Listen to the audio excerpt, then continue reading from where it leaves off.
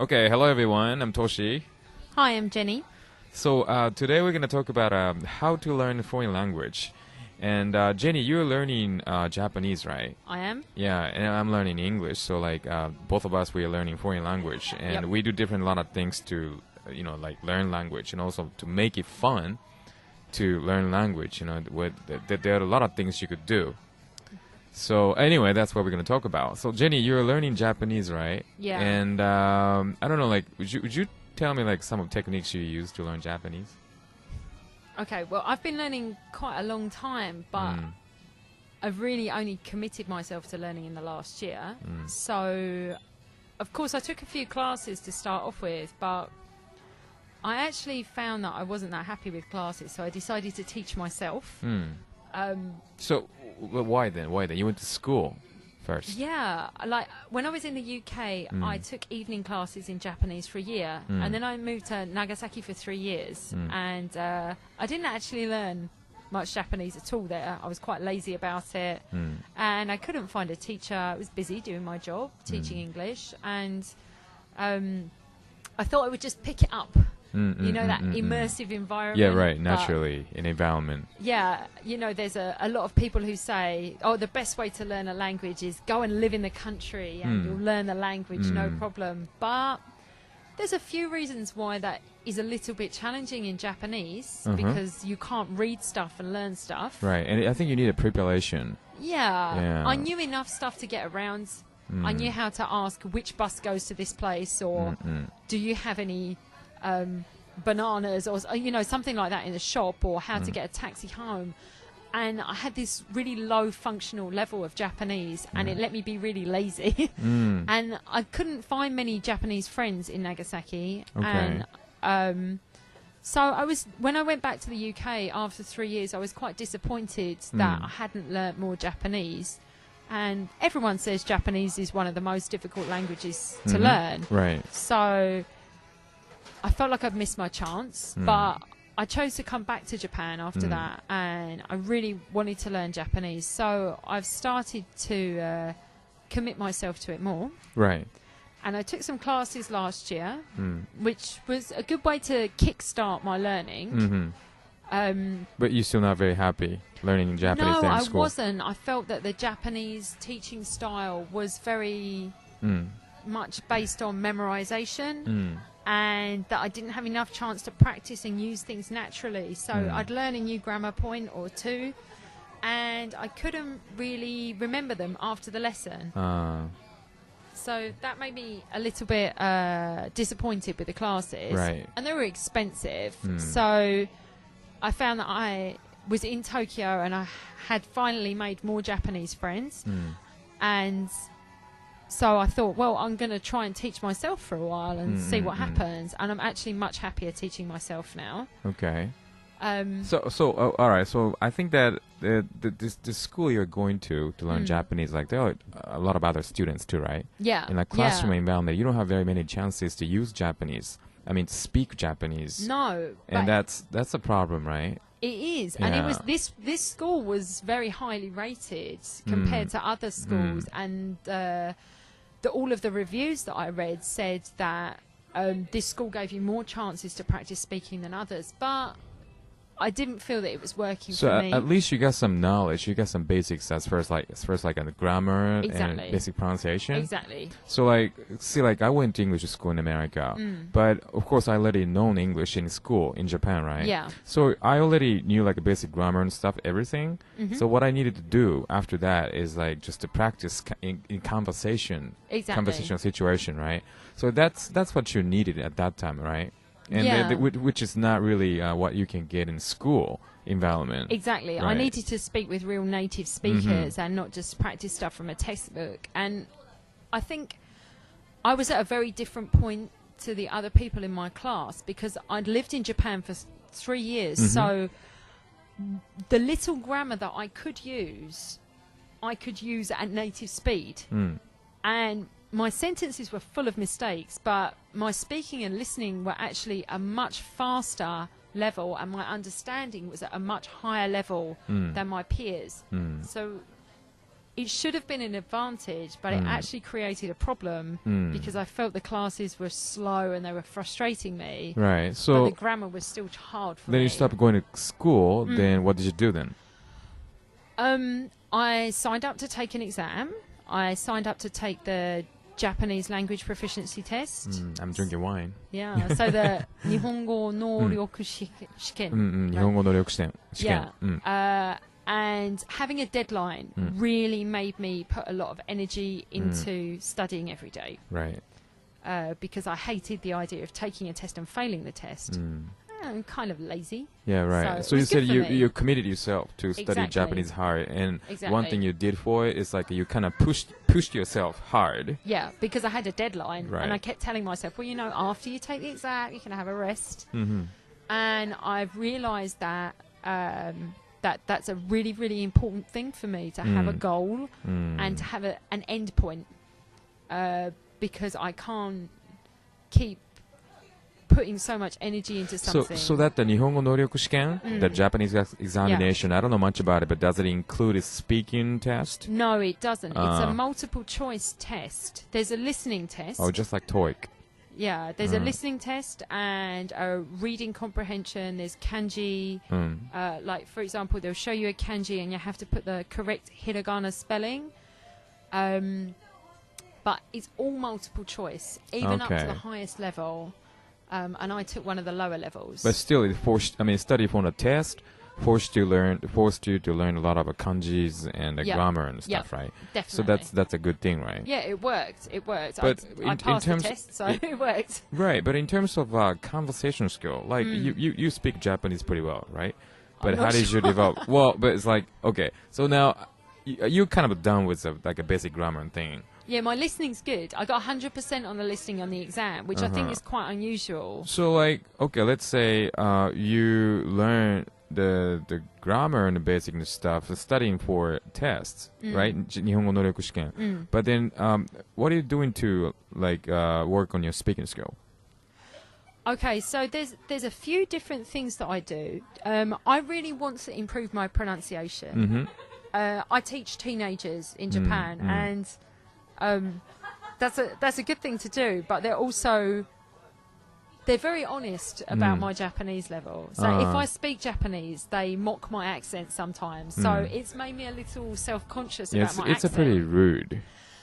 Yeah, but the you kids. know, but I think it's a positive thing because Japanese people are so polite and they're so lovely that they will pretend they understand when they don't. And they will try really hard to understand when they don't. And I don't want to be somebody who is speaking a lot of Japanese, but actually the comprehension of the person I'm talking to, how much they understand is very low. So I realised I needed to work on my pronunciation more. So a really simple thing that I do is every day when I dry my hair before work, I have some tongue twisters stuck to my mirror. So I look in the mirror and I dry my hair. Tongue twisters are even challenging for Japanese people too. I practice Japanese tongue twisters. Really? Yeah. So like what? Like namamugi, namagome, oh, namatamago. okay, namamugi, namagome, namatamago. That's really hard. Really? Yeah.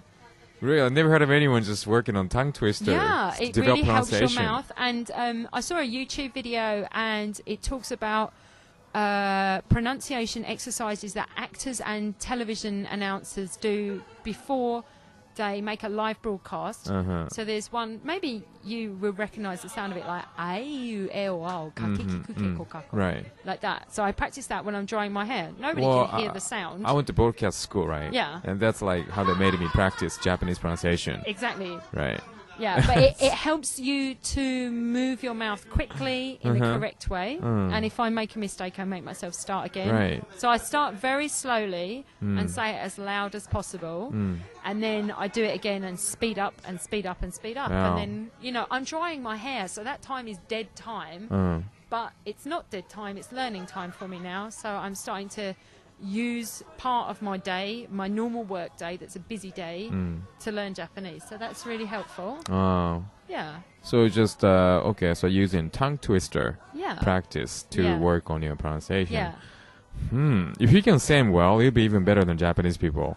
I can I do guess, like- some better than some I Japanese people, I think. I never practiced tongue twister. I mean, in English to work on Yeah. mine, but It's wow, a- just that could be a new techniques. Yeah. Yeah, it's fun and it's a great conversation point because Right. if you say it to a Japanese person, they have this great reaction. Yeah, They're yeah. really delighted that you can say it. Yeah, and it's pretty impressive if you can say that, right? Yeah, just a little bit. It's kind of a fun thing. Everybody likes it. Everyone can understand it.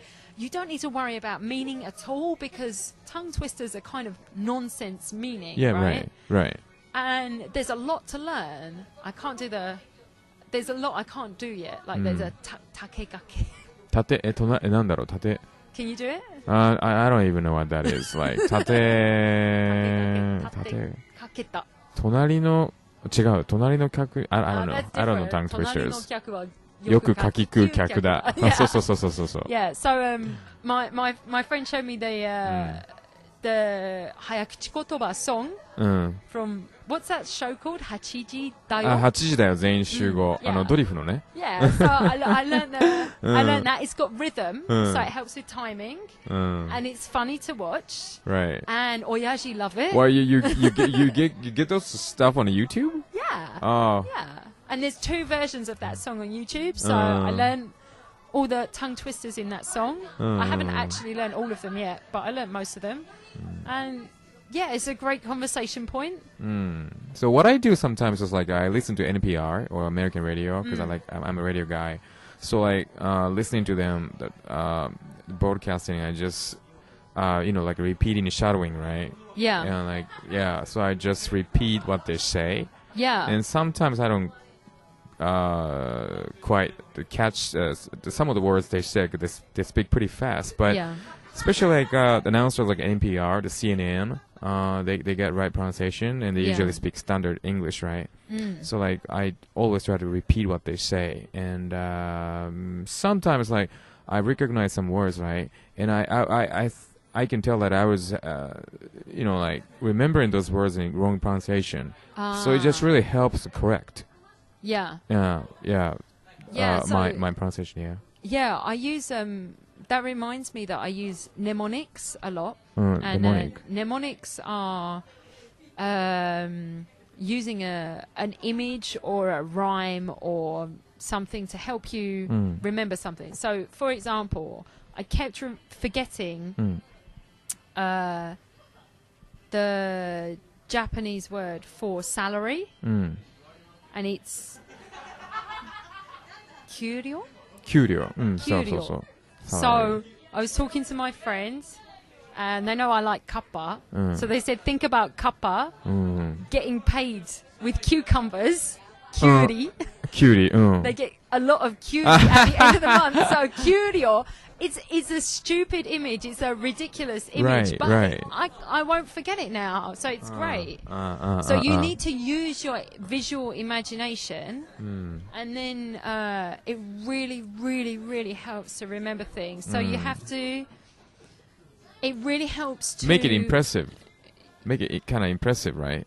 Yeah, if you can visualize you need it to make a and it strong sticks image. to your mind, Yep. and right. So you need to make an image of something that's really, really strange, really strange, or really scary, or really funny, or whatever, something that makes you feel an emotion strongly, and then your brain thinks it's important Right. because you have a strong emotional reaction, and then it helps you remember it. Yeah, right.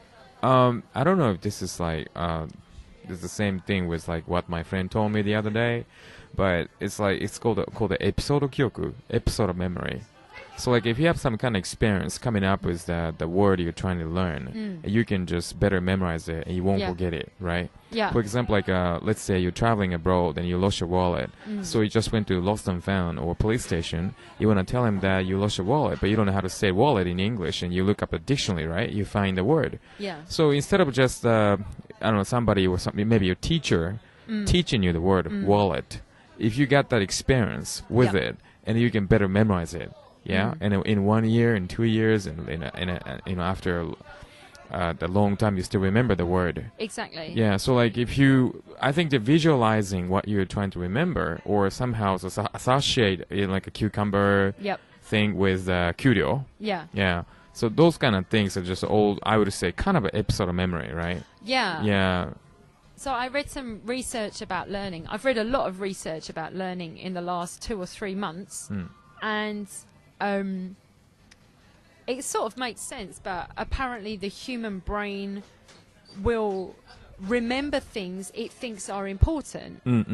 So it will remember strong experiences. Right. So it's probably because it's important, or because it's impressive, or because it's like somehow very strong. Yes, but you can trick your brain because your brain doesn't know the difference between imagination and reality in terms of memory. Right. So if you make a strong visual image with a lot of detail of like kappa getting kyuri at the end of the month, so I really put energy into imagining it clearly. And then my brain thinks, oh, it's important, so I can remember it easily. Usually, like when you deal with, I don't know much about a brain, but you know, human brain has the right brain and left brain, right? The right brain deal with like a visuals. Yeah.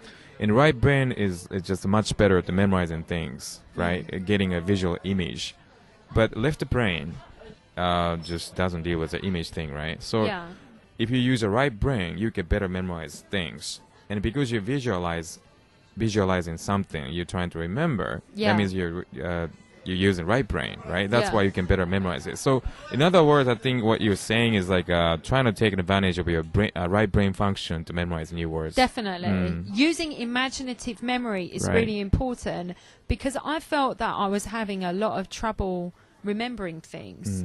And then I realized, and I'm sure everybody can relate to this, we know where so many things in our house are. If I say to you, Toshi, where do you keep the forks? You know where they are in your house. If I say... Not really sometimes, but anyway. But oh, yeah, go ahead. I can remember where my family kept the sellotape in our house 20 years ago. It's not there anymore. I can remember the place. So, and I can remember song lyrics from songs I heard as a child 1 or 2 times. Right. But for some reason, it was important. My brain thinks it was important, so I remembered it. Maybe because I enjoyed it. Or your childhood. Yeah.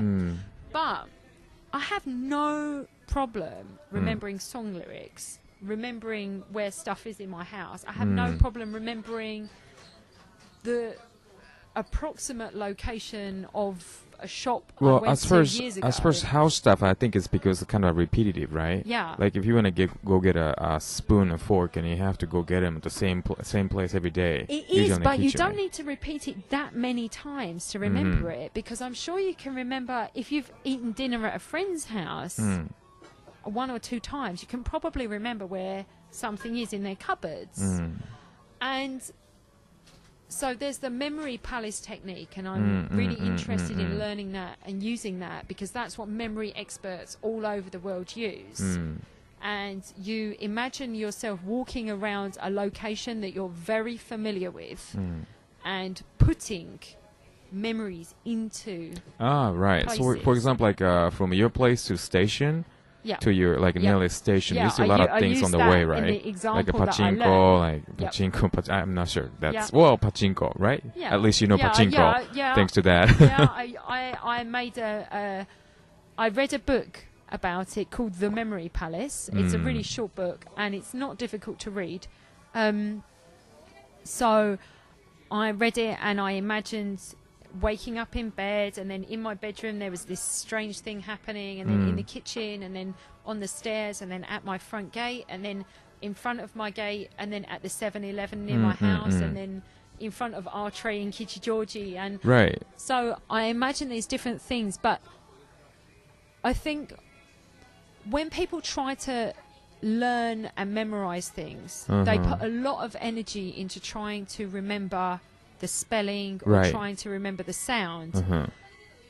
But what our brains remember the most easily is a strong image right. of something happening in a certain place. Yeah, so like one of my friends, he's learning English, and what he does is like he tries to describe whatever he sees in his daily life. But usually, like when he commutes from his place to the station, he sees like just the same kind of thing, regular basis, like pachinko or whatever. Yeah. Then he always try to describe what he sees, and doing that every day, of course, he gets to remember, or he gets to just keep using the same kind of words and phrases, right? Yeah. Because he sees the same thing every day. And then they move to his long-term memory. So yeah, there's the same thing. So instead of like trying to learn a lot of words from dictionary, you can just take advantage of your like daily environment. Yeah. Right. That's a really good technique. Yeah. Yeah, I think so. I mean, one of the problems in Japan, and I've been teaching in Japan for 5 years, it's not only a problem in Japan, but in Japan, in the education system here, there is a strong emphasis on rote learning by memorization. Repeat, Yeah, like repeat. memory by heart. Yeah. That's not really fun. It doesn't really work like that. But if you use a song, if you use a funny image, if you use a movie that you know, then it's really easy to learn. So, for example, when I was learning a lot of kanji that had the silver radical in, for me, I decided the silver radical means the Terminator.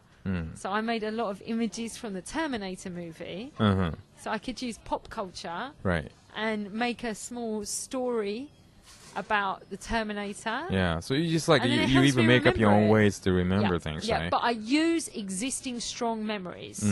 I use what is already in my brain. I use movies that I know well, songs I know well, phrases I know well. Yeah. It's like a linking technique, whatever. Yeah, and you call can it. use rhyme as well. So, for example, chestnut. In Japanese, the kanji. Yeah, that's my family name. Oh, really? Yeah. It has the west radical. Right. Right. So, but if you say chestnut tree, westnut tree. 西、栗は、栗は西で、下が、木で。Yeah, like a western tree. Yeah. Chestnut tree, westnut tree. Yeah. You can remember Chest it west. easily. Yeah. Wow. It rhymes. I can remember it. Yeah. That's interesting. It works. You should use whatever works because it's all in your head. So it doesn't matter if it's embarrassing or ridiculous. Right. That was one of the biggest problems for me starting. Yeah. Was overcoming my own embarrassment with these stupid images. Right. But now I know it works. So it's like you're being very creative to memorize things, right? Yeah. So you just like you kind of make up your own ways to like you're trying to take advantage of what you already know. Definitely. And associate what you're trying to learn with what you already know. Yeah. And that, yeah. Yeah, do you know about the islands theory of learning? No, never heard of it. Okay, the islands theory is if we learn knowledge, this is a really simple way to put it, but if we learn knowledge just on its own, right. we don't know how to find it again. But if we build bridges between existing memories or existing knowledge, if we connect everything, then we remember how to get back to that memory. Oh, right. So use what you know and build upon it. Yes. So we all remember a lot of information that really is quite useless. Yeah. Like the Terminator film. I don't need to remember that. But if it helps me remember kanji, it suddenly becomes really useful. To me, it sounds like a muscle workout. Because if you want to have a muscle, you gotta have a muscle first. Yeah. And you just build more muscle on it. Exactly. Yeah. Exactly. So, and you get stronger and stronger. I think I've really changed how I think about language learning, and it's good because it's making me better at my job teaching. And now I tell my students that English is not like their science classes or their math classes. It's much more like their sports classes or cooking classes.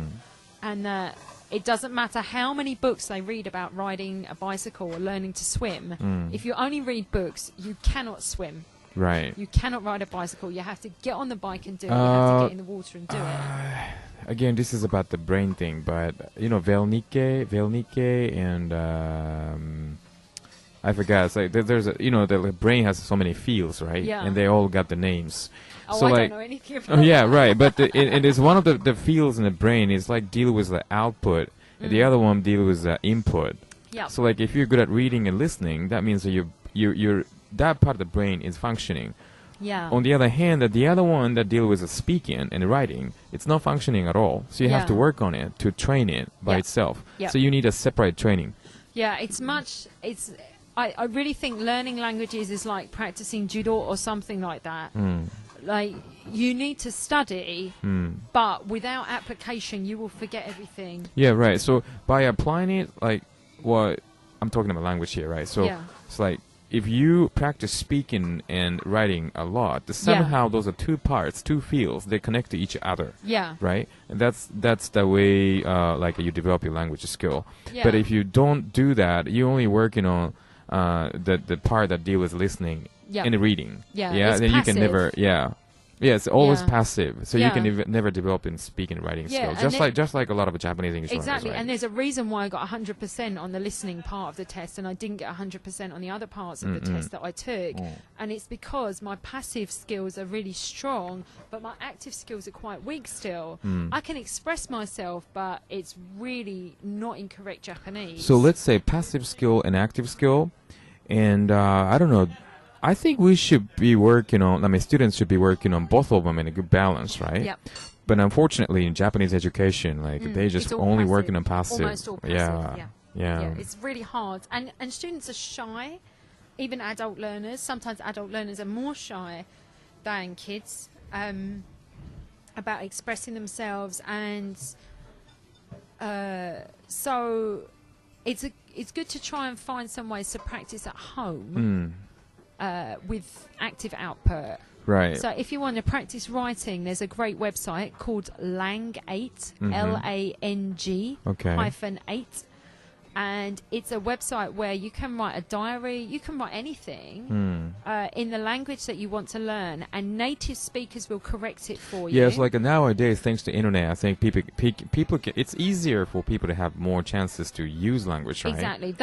Without the internet, there's no way I would have stopped lessons. But the internet is amazing. Yeah, right. So it's like, even if, okay, let's say, if I learn some language I never studied before, and I studied from the beginning, right, very beginning, and I just learned a few words, but if I don't use them, then I just forget in a few days maybe. Of course. So that's why I like to have chances to use them. Yeah. But I don't get to meet the people who speak the language, target language every day, so what I use is the internet service. Yeah. For example, Skype. Yeah. And even just a few words like hello, how are you, my name is Satoshi, I have to keep using them, right? Yeah. And if I get used to using them, then I'll be fluent.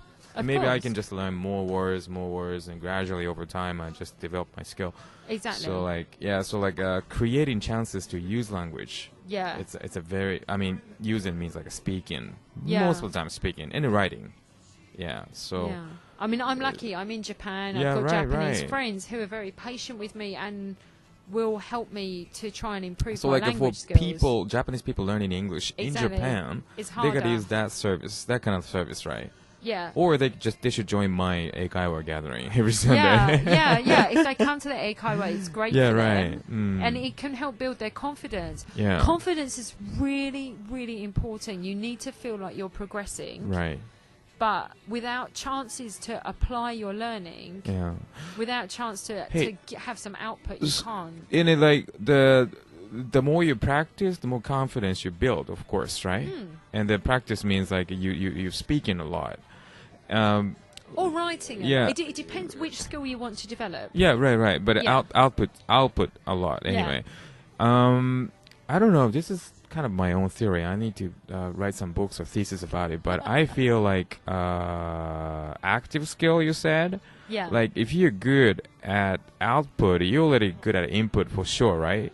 I'm talking about the same words. Like if you can speak using certain words and phrases already, and I'm sure you can recognize them when it comes to like reading and listening, Yes. whatever, right? Yeah, That's I why think so. I feel like maybe for adult LT learners, active skill, working on active skill should come first, right? And they can just at the same time develop the passive skill. That's what I think now. I think there's a good argument for that, and a big part of that argument is to do with confidence. Because without confidence, without feeling a reward, students will lack motivation. Right. Their motivation will disappear, and they will feel like, I can understand, but I can't respond. And they feel frustration because they want to express themselves, or they want to feel that they can communicate without embarrassment. So confidence is really, really important. But really, there's only one way to gain confidence, and that's just do it. Yeah, right. You know, Just do it. again, like learning to swim, learning to ride a bicycle. You cannot get good at those things without doing Right. them. You have to do them. Language is exactly the same. It's exactly the same. It's like music, singing, all of those things, they require body and mind together. You see, that's the thing about the Japanese English learners. You know the idea of a group in Japanese culture. Yeah. So like sometimes people don't want to be kind of a stick-in or like a To sore stick thumb, out. right? Yeah, exactly. like, I have that every day at work. Yeah, so if you're just too kind of serious about the practicing English, right? Yeah. You're trying to like mimic native speakers' pronunciation in front of other Japanese people. Yeah. And then people might think that, hey, you trying to be different from us? Yeah. Who do you think you are? And Yeah, that kind of a peer pressure is very strong in this culture. Yeah, because people who volunteer to answer questions are perhaps seen as being arrogant or too confident in Japan. Right. And it's really damaging to language Yeah, right. learning. That's a big cultural factor. Yeah. Keeping people from like actively practice speaking English. Yeah. And that's why I think that like a one-on-one lesson works really good sometimes. Yeah, it does. And for I would say for the people listening to this who are too nervous to even do that, there are a lot of software programs available, and you can use the computer to record your own speech and try and copy things, and you can use shadowing. Right. You have more experience with shadowing than me. I'm just about to start shadowing now that I've finished learning a lot of kanji. I'm just about to start using some Japanese shadowing books, and they're really highly recommended. Yeah, so can you say about shadowing? Well, I did it many times, and well, the way I do shadowing is like I kind of whisper, because if I just like do the shadowing too loud, and I can't hear what the narration is saying, and so that's the way that I do shadowing. But I think so. Can you explain how shadowing is different from listening and repeating? Listening and repeating, I would say, well, Because well, at least you speak while recognize it. listening. Well, you recognize, right? Whatever the words you hear, and you have to like repeat them as soon as possible. Yeah. Yeah, because you're shadowing. Yeah. And the repeating, I would say, like it kind of requires memory. Yeah. Right, like a memorizing ability. Yeah. So I think when you do, it depends on how long the sentence is. Of course. But if you try to repeat a kind of long sentence, like my students, like I have my students repeat after me, repeat after CD sometimes, and if it's too long, they and get what lost. they do, no, well, they get lost. But what they do to make it up is they try to make up sentences because they understood the contents, right? Okay. So they make up sentences by themselves. So when you do the repeating, you can practice making up sentences. It means like it's in other words, like they can practice grammar, right? Or trying to remember the words they learned. But the shadowing is like kind of like automatic thing. Yeah. So like maybe sometimes they don't understand the contents, but they can still do the shadowing, right? Yeah. According to what they hear physically. Yeah. You know what I mean? So shadowing probably works better on pronunciation, kind of like a tongue twister. But the repeating works better for like practicing grammar and things. Sometimes maybe. Yeah. Well, what I found out in my research about shadowing, or what I heard in the research that I looked at about shadowing, was that you repeat the sentence as it's happening. So you don't wait for the sentence to finish. You repeat as the other person is speaking. And of course it's better to do this with a recording than in real life, because if you do it in real life and you're repeating what a native speaker is saying to you as they're speaking, it will confuse the native speaker and interrupt their train of thought. Right. But if you listen to a recording and repeat as they're saying it, your aim is to produce exactly the same words with exactly the same intonation and the same accent at the same time. The way that if you listen to your favourite artist singing a song on YouTube 5 or 6 times, you'll try and sing exactly the same notes as them as they're singing it. You won't wait for them to finish and repeat them. So you're learning English as if it's a song, or learning a language as if it's a song, and not really thinking about the content, and the understanding comes later. Yeah, it's like robotic. Yeah. Kind of. Yeah. But actually I think the human brain works well with that kind of learning. And I'm excited to try it, because I've heard that at first you repeat and you repeat and you repeat, and you're shadowing all these sentences, and you don't really understand what the grammar means, but they're at native speed, and then eventually it just starts to, you just start to understand. Yeah, you maybe naturally. unconsciously your brains are still kind of recognizing it. Yeah. And I probably that very natural exposure, right? And that's probably the same kind of exposure kids have, right? Growing up with a certain language. Yeah. And that's, of course, when they're born, they have no idea, what the parents are talking about, Exactly. right? But they're just naturally exposed what the parents say. Exactly. And then gradually they kind of figure it out. So, yeah, that's good. I think it's interesting. And, you're talking about kids learning, and in language learning, most people think that as adults we can't learn as quickly as children, or that children have a chance that perhaps we've missed to learn languages in a way that, they can learn so much faster than us. But I've read some really interesting stuff that says that that's not true recently. I agree. And the points that I read were that when kids learn something for the first time, if they learn a word for the first time, they don't just learn the pronunciation of the word, or the spelling of the word, or the sound, whatever. They have to learn the meaning.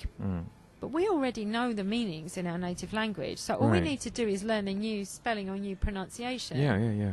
And we can learn a lot of synonyms in our native language quite easily. So actually we have a big advantage over kids there. And also it said that kids learn more quickly, but there's 2 really big reasons why kids can learn that adults don't have.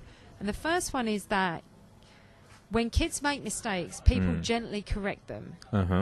And they help them to say the right thing. Right. As adults, in almost any society, it's very rude to correct people when they say the wrong thing. Right. So, and also kids they have no language set in their mind yet. Yeah. Right. So they're flexible when they correct it. Yeah. They want to become like adults.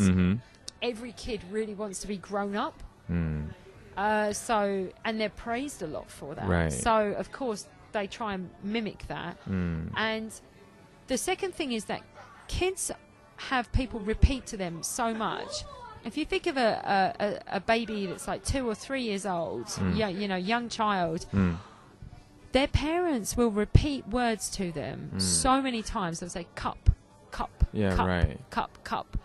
If somebody said Japanese words to me that many times, I'm sure I could remember them faster than a baby. I'm sure I could. But we don't have that opportunity as adults. Right. But I think that this idea that children learn so much better than adults can be quite discouraging for adults. And that it's good for us if we can... Some people find it kind of humiliating. Yeah, I think it's good for us to think about the advantages that we have as adult learners and try not to worry too much about missed chances in childhood. Yeah. Right. So, well, then I would say, I don't know, we talked about so many different techniques today, right? Like, to make it easier to memorize words and phrases, like you got to do this kind of episode of memory things. Yeah. Or just be creative to link what you already know to what you're trying to learn. Link your existing learning. That's the main point. And just shadowing thing. Yeah, shadowing. But also you've got to make. I'm just trying to do some wrap up here. Wrap here. I just don't remember what we talked about. Everything we talked about.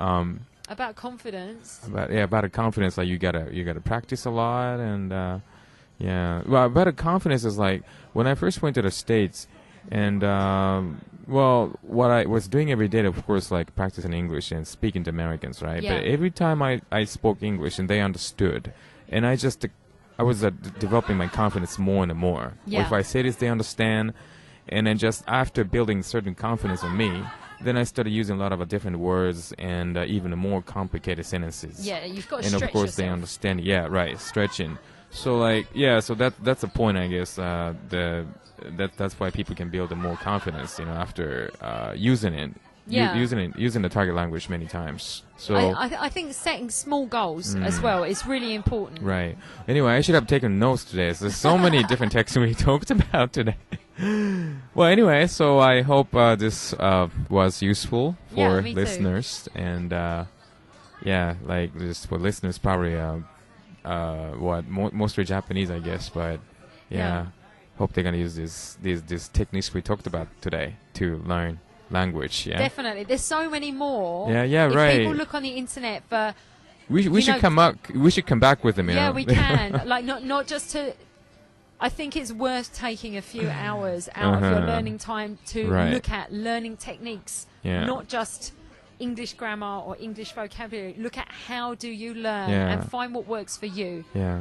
Because it's different for everybody. Yeah, so let me say this before we finish. It's like, so everyone has a different learning style, right? The best learning style for them. Yeah. So they have to figure it out by themselves. Yeah, and right? it changes with time. Yeah, they have to be creative for that as well. Definitely. Right. So that's a key point, because there are a lot of different techniques, and you can't try all of them, or you can't just practice all of them, right? For no, you. but you should try different things. Yeah, if different something things, and isn't right. working, stop it and change it and think about what can you remember easily. Are you good at remembering songs? Are you good at remembering locations? Use that. For example, you went to school but it didn't really work out with you, so you just dropped out of school and started learning Japanese by yourself. Yeah. But maybe going to school works with some people, some learners, it really right? does work for most people. Yeah, probably. otherwise we lose job. We are teachers. Hey. Yeah, exactly. I know. I feel like I've gone to the dark side because I've stopped taking lessons and I'm a teacher, but this is working for me. Okay. Yeah. Okay, cool. So, well, let's just find more techniques to learn language. Yeah. And we're going to come back with them, all right? Okay. Okay. Well, thank you very much. Hope Thank you. Yeah. Anyway, thanks. Bye.